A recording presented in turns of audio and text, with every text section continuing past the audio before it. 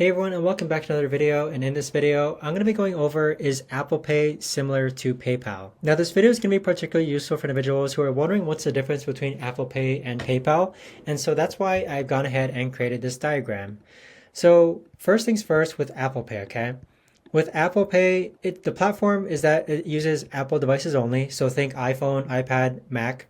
It's easy to use, so it's very seamless for Apple users, meaning that if you have Apple and your friend has Apple, it's very well integrated within the Apple ecosystem.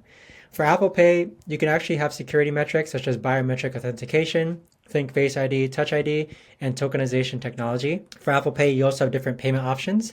So you have credit cards, debit cards, and bank accounts, and peer-to-peer payments via iMessage. There's no fees for consumers, so merchants are usually the ones paying processing fees.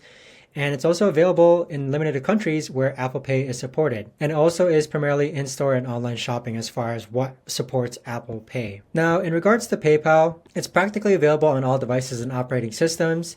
It's also very easy to use. You've got buyer and seller protection, which is one of the main things about PayPal. For the payment options, you've got bank accounts, debit cards, credit cards, PayPal balances, and international transfers.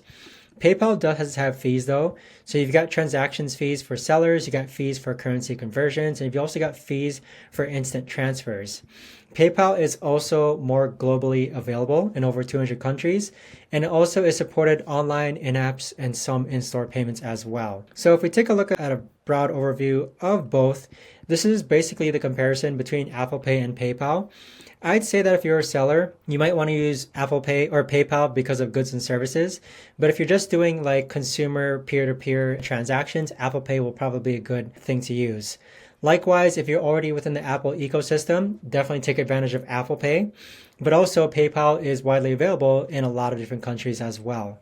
But that right there, guys, is the best and easiest way that I know of to actually go ahead and answer, is Apple Pay similar to PayPal?